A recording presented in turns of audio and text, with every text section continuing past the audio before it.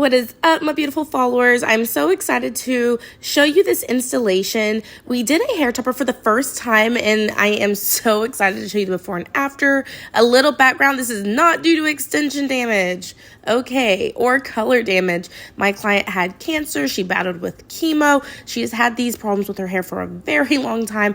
I've been doing her extensions for the past 3 or 4 years. We did K-tips. They didn't really work out very well for her, but the tape-ins hold very well, especially since we do maintenance every 5 weeks.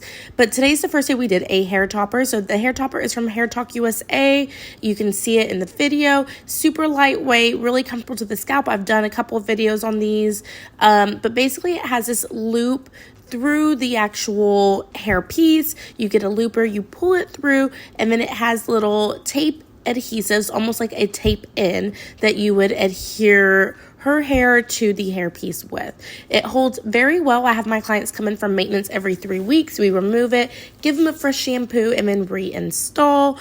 I haven't had any issues with slippage or movement. I will say sometimes I'll add a little bit of a security bead just to ensure that they stay. What is a security bead? Basically just a silicone bead with my looper. So where I would put those tape tablets, if I feel like it might have slippage, I'll take part of the hairpiece in her hair and bead them in as well. But these hold really well for her.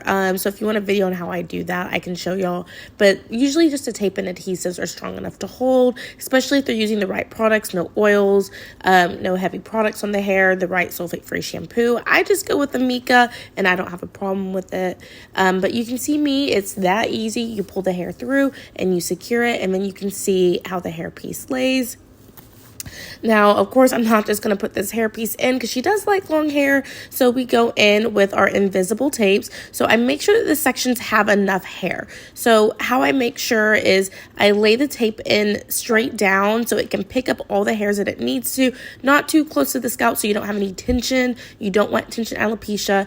I know some people said that her scalp in photos I've posted seems inflamed or red. I promise you it is not due to the extensions. She just has a red scalp. I've been doing her hair for a while. I never have tension bumps or alopecia or pulling. I just wanted to get that kind of straightened out in this video. For those who are concerned with her hair quality, again, it is due to chemo. It is not due to extension work or anything like that. So we take these invisible tapes, depending on her sectioning. Sometimes I'll do single tape. Sometimes I will pair it with the 2 tape ends. It just depends on how strong that section is. And I actually don't really have to add very many. I think I do like 2 or 3 rows on her total. So it's really not that many tape ends. It's just enough to cover that underneath section of her hair.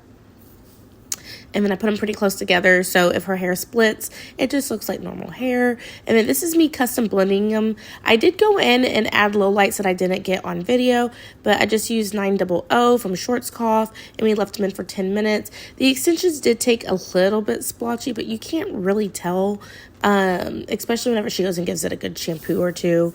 I'm pretty sure it will clear up, but they didn't take color very well. So if you do custom color this hairpiece, I do recommend, being pretty cautious with it, making sure that you have a good blend. I only put 5 foils in there, and I wasn't too happy with the outcome of it. But again, we did such a light blonde of a low light, I'm not too worried about it.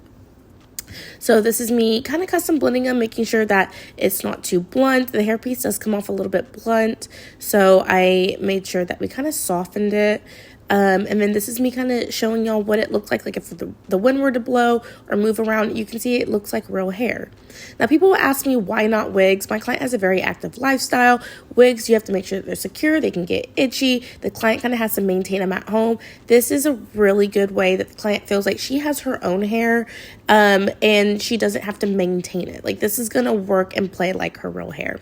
This is the after result. We went and added some curls. And don't worry, you guys, I have a zoom in on the hairpiece so you can see what it looks like up close and personal. It looks like real hair. It is so legit. It is such an amazing product. This is like my 4th client that I've used Hair USA hair pieces on, and they absolutely love it. No complaints. It is life-changing. So if you have clients with thinning or alopecia or just like not the strongest hair part line, they do make different pieces according to what you need.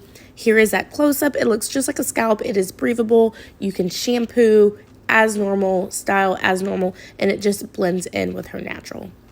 But thank you so much for watching. Please subscribe, like, and any questions, I will answer them.